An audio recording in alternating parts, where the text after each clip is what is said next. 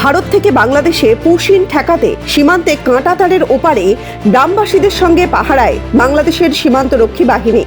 সীমান্ত লাগোয়া গ্রামগুলোতে চলছে প্রতিনিয়ত মাইকিং এর প্রচার।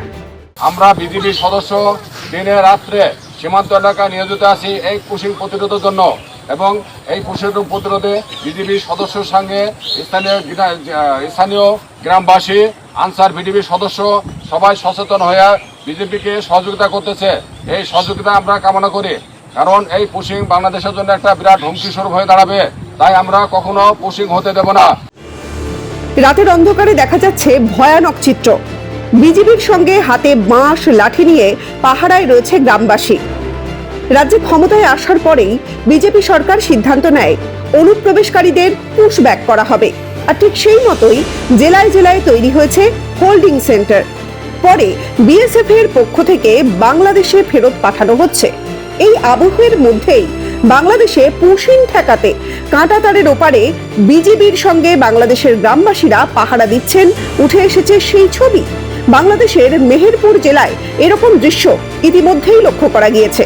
নদিয়া সীমান্ত লাগোয়া গ্রামের স্থানীয় বাসিন্দা তন্ময় হালদার তিনি কি জানিয়েছেন শোনাবো আপনাদের। আমরা তো কিছুদিন আগেই এই এক সপ্তাহ ধরেই মোবাইল খুললেই দেখতে পাচ্ছিলাম, কিন্তু দেখছি এক সপ্তাহ থেকে আমরা যখন বর্ডারে আমাদের নিজের লিচু বাগান আছে, আমরা যখন সেখানে যাচ্ছি তখন দেখছি বাংলাদেশের প্রশাসন মাইক বাজিয়ে সেটা প্রচার করছে। কি বলছে? বলছে যে ভারত থেকে কোনো রকম অনুপ্রবেশকারী যে সমস্ত মানুষ আছে তাদেরকে বাংলাদেশে আমরা ঢুকতে দেবো না, আমাদের বাংলাদেশে কোনো স্থান নেই তাদের জন্য। রাত্রে হচ্ছে একদম 24 ঘন্টায় একই রকম বর্ডারের পাশের যে সমস্ত রাস্তাগুলো আছে সেগুলো দিয়ে বাংলাদেশের প্রশাসন, বিশেষ করে বিডিআররা এই কর্মসূচিগুলো করছে এবং ওখানকার স্থানীয় মানুষদের নিয়ে। ঠিক এমনই চিত্র দেখা যাচ্ছে সীমান্ত লাগোয়া সমস্ত বাড়ির ছাদে উঠলেই। ওপারে সীমান্ত ঘেঁষা কাঁটাতারের ওপারে বিজিবির সঙ্গে পাহারায় রয়েছে বাংলাদেশের সীমান্ত এলাকার বাসিন্দারা।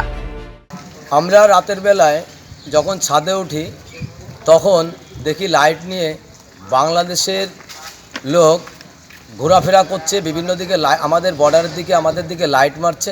কারণ আমার বাড়ি বর্ডারের তারের থেকে 100 মিটার থেকে 150 মিটার ভেতরে ইন্ডিয়ার মধ্যে, অতএব আমি সবই দেখতে পাই এবং ওরা হ্যান্ড মাইক নিয়ে প্রচার করছে পুশিং বিষয়টা। যদিও এই বিষয়ে স্থানীয় বিজেপি নেতা অমিত প্রামাণিক তিনি জানিয়েছেন, দেখুন, ভারতীয় জনতা পার্টি তাদের নির্বাচনী যে অঙ্গীকারপত্র ছিল সেখানে পরিষ্কার বলা হয়েছিল যে অনুপ্রবেশকারী তাদেরকে আমরা আমাদের দেশ থেকে তাড়াবো।